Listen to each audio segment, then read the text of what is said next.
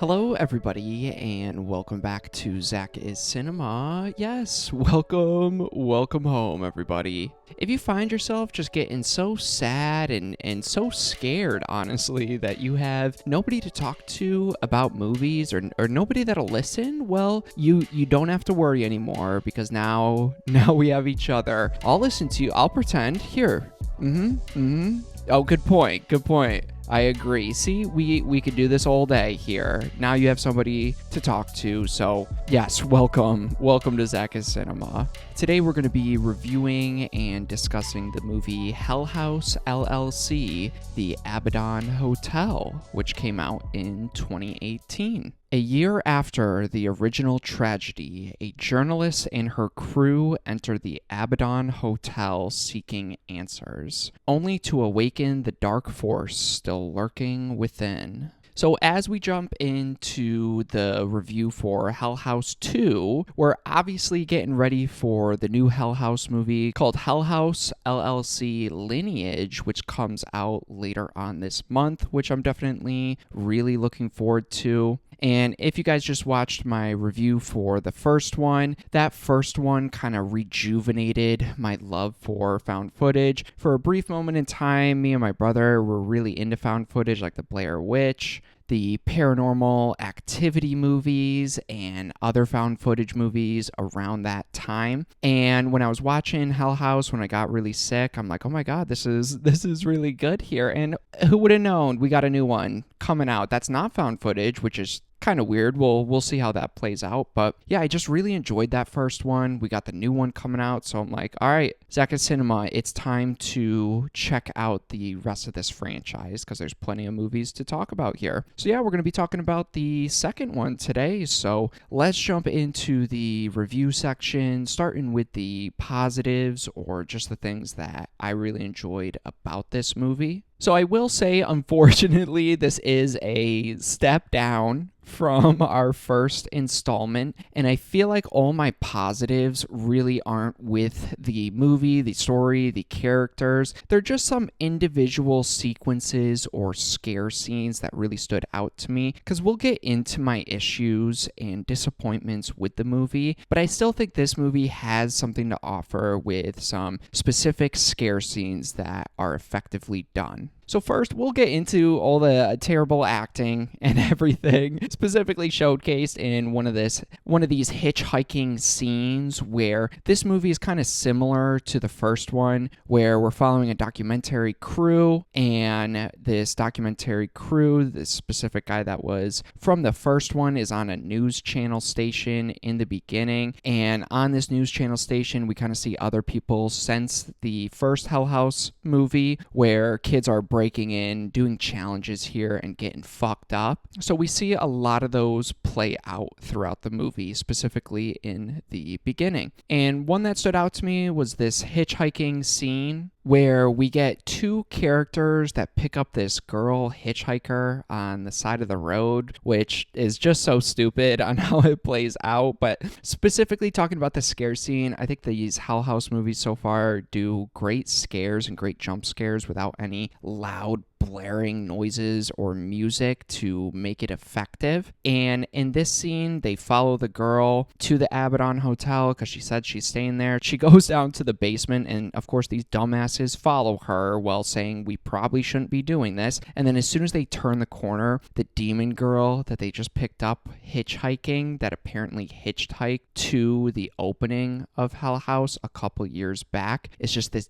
demon girl standing there with a really creepy face. So I thought that scene was so well done, and that face really just stayed with me. Like I can picture it right now. I feel like all my positives here are starting with negatives, but I enjoy an aspect in them. Because with this one, I don't really like the psychic character that we'll get into. But when our group of characters go to the Abaddon Hotel and the psychic guy shows up with his camera guy, and he's doing this Ouija board thing in the main hotel lobby where the previous owner hung himself. And he's asking the demons or the spirits a bunch of questions. And one of the questions is, guesses if they intend to hurt anyone here today. We then see a couple scenes later of a bunch of yeses written out on the table there, answering the last question he just asked. So I thought subtle things like that were really creepy, where it doesn't show you anything, but it shows you something that's not inherently creepy, but the context is very creepy, and it's something you could pick up on. Again, this movie is bringing back that iconic clown, which is so awesome that he kind of makes a through line through all these movies, it seems like. And the first clown scene we get, I think, is really effectively creepy and showcases so far what these Hell House movies do really well with their scare scenes, when our main group of characters are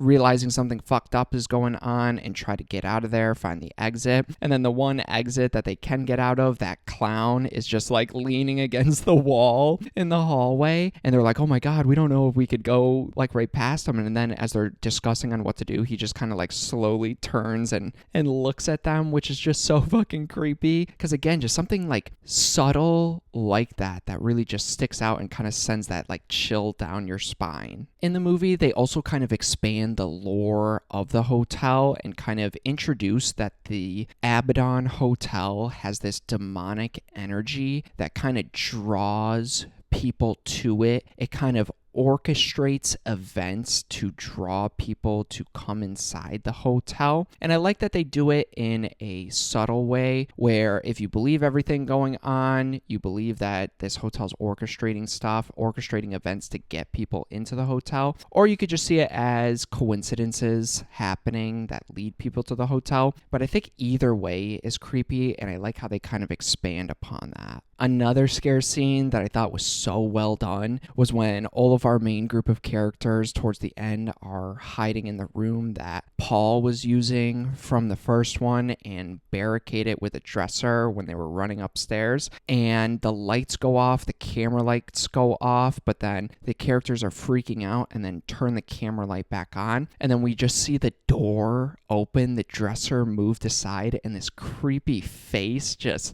staring at them as they're trying to figure out what's going on. And I thought a scene like that was so creepy. And then none of the characters realize the face or the entity staring at them, because all they're focused on is Molly all of a sudden missing. And then they find a note attached to the door saying she's in the basement, and they slowly walk to the basement and see Molly laying on the clown's lap, which is just so creepy. And I love how the demons open that door and move the dresser without making a sound. So I think things like that are just so creepy and show that you don't need just a bunch of loud noises or something jumping out at you on the screen, but just even subtle things that the characters don't even notice can be effective for its audience. Another scene that really stood out to me is when Sarah from the original is in the hallway on the phone with her mom, and I believe the character of Mitchell is kind of walking by and hears Sarah and her mom on the phone, and hears Sarah as he passes by her saying she's not coming home because she's in hell. And then all of a sudden her voice change and says that they're taking Mitchell to hell as well. And then Mitchell turns around and she's just this demonic girl chasing after him. So again, kind of throwing you right into that haunted house experience that it does so well. And again, we'll get into my issues with the movie, specifically with its ending climax, but I really liked how Mitchell ends up compelled or possessed at the end by Andrew Tully,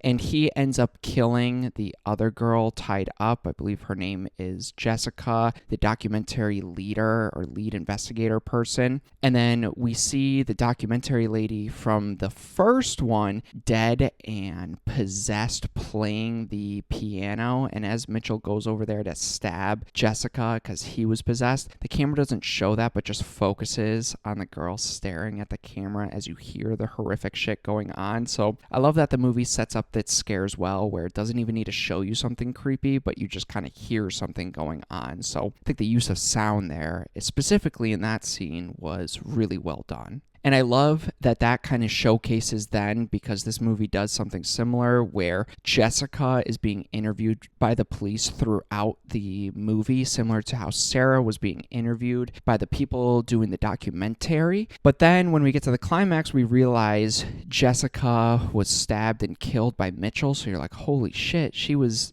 dead the whole time, which I kind of assumed too, because I'm like, oh, maybe they're doing the same thing, but I wasn't really sure. So I think that's a positive here, because I think they hide it so much better, where she's in the police station, she's beat and battered and has cuts on her face, and she's like has an emotional reaction when she's talking to the police, so you buy like every second of it, thinking that she's alive and escaped and actually went directly to the police. But I think it gives one of the best scares in the scene when we finally get that reveal that she's a demon just trying to lead people more to the hotel. And as the police investigator kind of steps in front of the camera to get something, her face changes and she's all possessed and demonic. And then as he crosses back over the camera, she's back to her normal self, telling them to go to the hotel. So again, creepy things like that just for the audience gave me chills. I have like chills just talking about it. I love that scene. But yeah, let's jump into my mix section for this movie.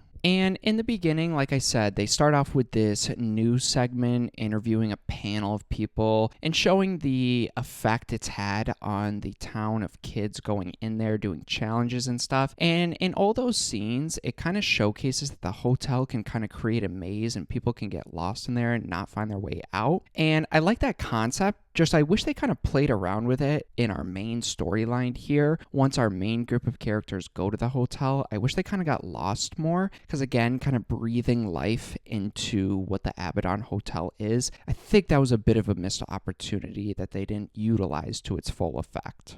Some of those videos that they're showing on the news segments are just so cringy, poorly acted. There is one of a mom talking about her son that went there, and it shows an old home video, and it shows him playing the piano like theme that we've heard in the first and now the second one. And the mom like goes up to her little kid years before he goes into the hotel, and the mom's like, "What's wrong?" And he's just like staring at the wall. He's like, "The hotel opens in 2009. Tell everybody." And I'm like, oh my God. Like, and then he looks at the camera, and I don't mean to judge kid actors here, but it's just so poorly executed and poorly acted that some of those scenes aren't as effective as I think they thought they were. And I think the news panel in the opening that spends a large majority in the movie, I think the acting and dialogue is just so terrible and cheesy.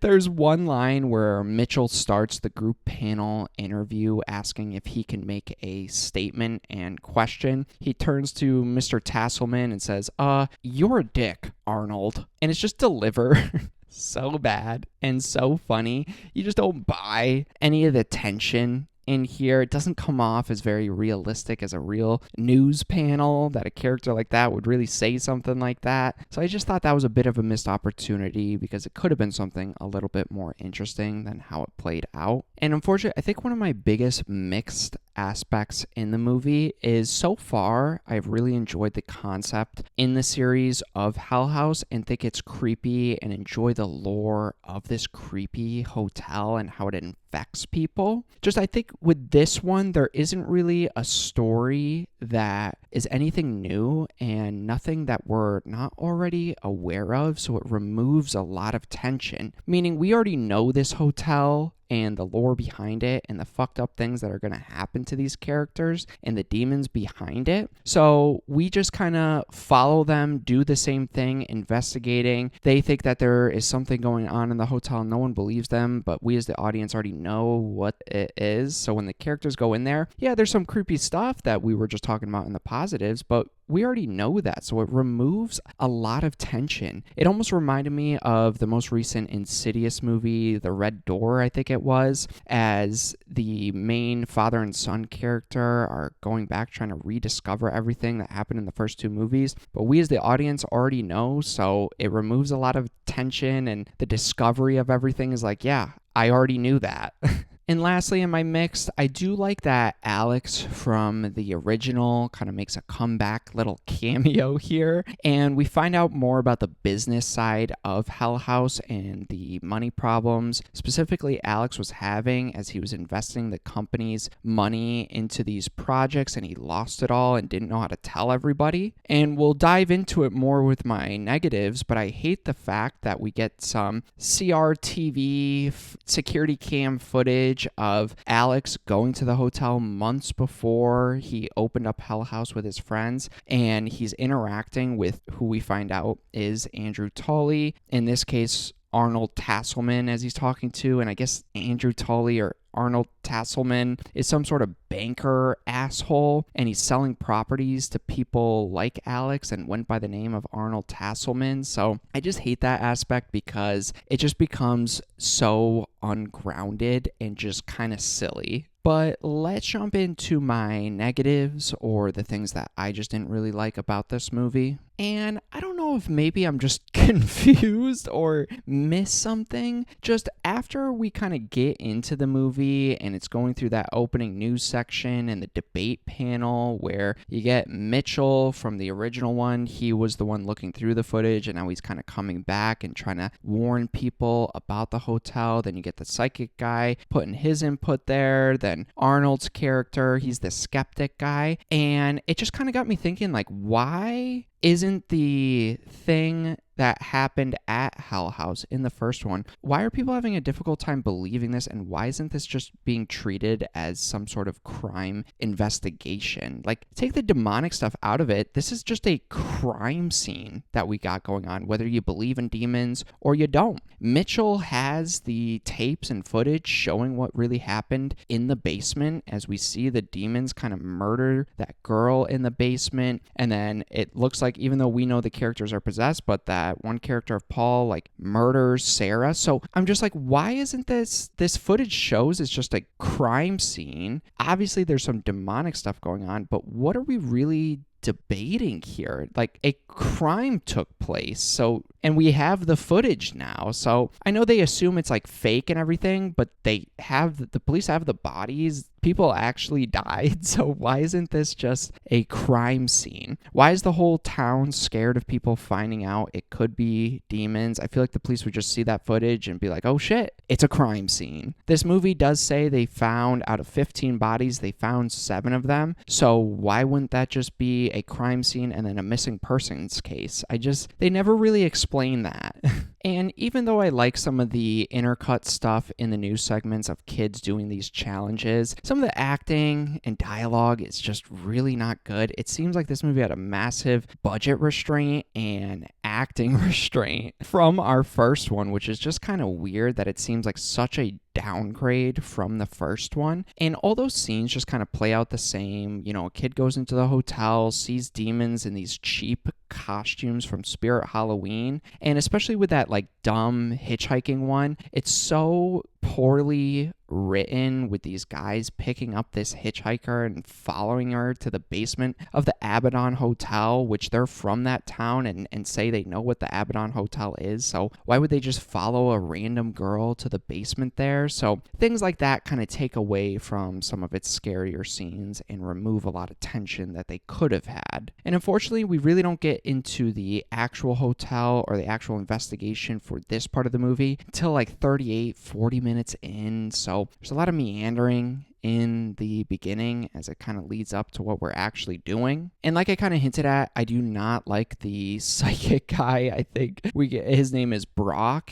and I feel like it just kind of removes some of the grounded nature in this movie. Like, the character doesn't play it too over the top, but he's not playing it very serious, so he is a little over the top, and he just kind of comes off as like not mentally okay. So I don't really like him. His acting's not the best, and just I wish they kind of did something a little bit more tonally serious with him. And as we kind of get into the ending, the same issues with it not feeling as grounded. I just don't really like the revelation we get with Andrew Tully as we find out he is Arnold Tasselman from the beginning news segment, and how he interacted with Alex and was kind of orchestrating things. Like, in the third act, act, he kind of ties up the two girls Mitchell was with, sets up this dinner table with Max and Alex from the beginning with some of the worst makeup effects I've ever seen in a movie. And I hate that Andrew Tully just gives this exposition, kind of takes away any creepiness factor, as it's just this scrawny old dude vomiting this to us, and it's not very scary or that interesting. And his grand plan just doesn't really make a lot of sense, since he explains that since he died there, that this is his grand reopening for the hotel. And I guess he recruits people to the hotel, kills them as some sort of sacrifice to this lake of fire that he keeps referencing. And again, we get this expositioned to us, no mystery or discovery. It's just kind of vomited to us in the last 10 minutes. And again, with the costumes, a lot of them, besides the creepy clown mask, just look like blank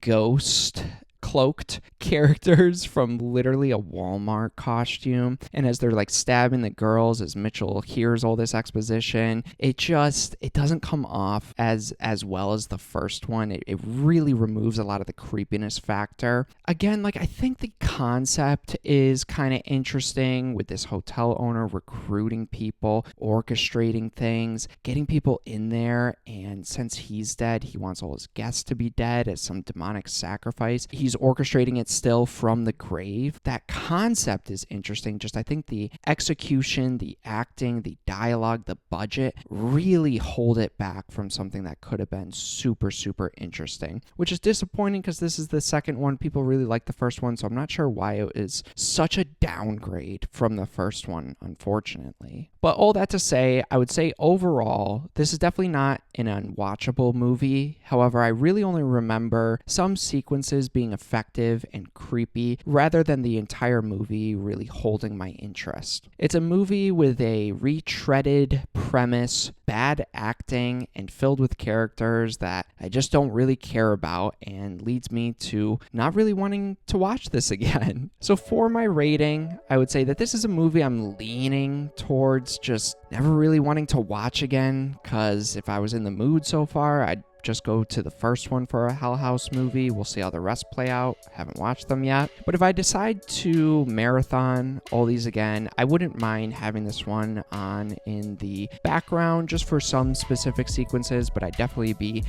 maybe editing another video or making a thumbnail and not really paying too much attention to it. So you guys have my thoughts on Hell House LLC II or Hell House LLC, the Abaddon Hotel. Let me know what you think of this second chapter in the series. Do you agree with me? Do you disagree with me? Do you think it's better than its reputation? Let me know all your thoughts and feelings on this. Let me know if you're looking forward to the new one coming out very soon here. But I appreciate anybody watching my videos. Thank you so much. And yeah, look forward to more ZakIsCinema coming very soon.